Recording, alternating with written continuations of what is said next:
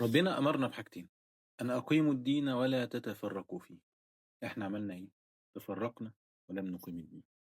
إقامة الدين يعني تطبيق شرع ربنا في حياتك، تطبيق شرع ربنا في بيتك وفي شغلك، في التعامل مع زوجتك، في تربية أولادك، في التعامل مع جيرانك، في البيع وفي الشراء، في الفن وفي الثقافة وفي الإعلام وفي السياسة وفي السلم وفي الحرب.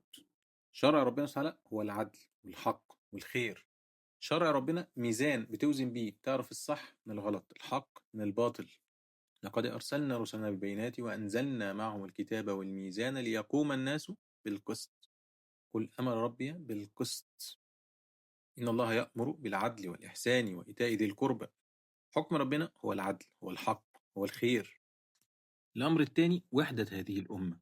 إن هذه أمتكم أمة واحدة وأنا ربكم فاعبدون. إن هذه أمتكم أمة واحدة وأنا ربكم فاتقون. وحدة الأمة من الإيمان.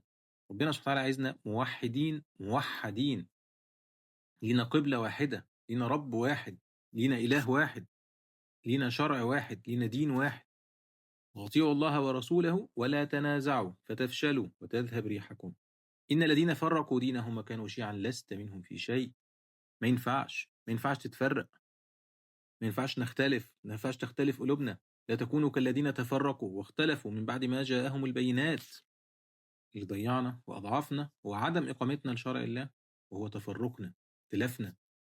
عشان كده الطريق الوحيد يرجع المسلمين خير أمة هو واعتصموا بحبل الله جميعا ولا تفرقوا. إننا نكون إيد واحدة، أمة واحدة، لنا رب واحد، موحدين لله وموحدين، نقيم شرع الله ونتحد ونعتصم به.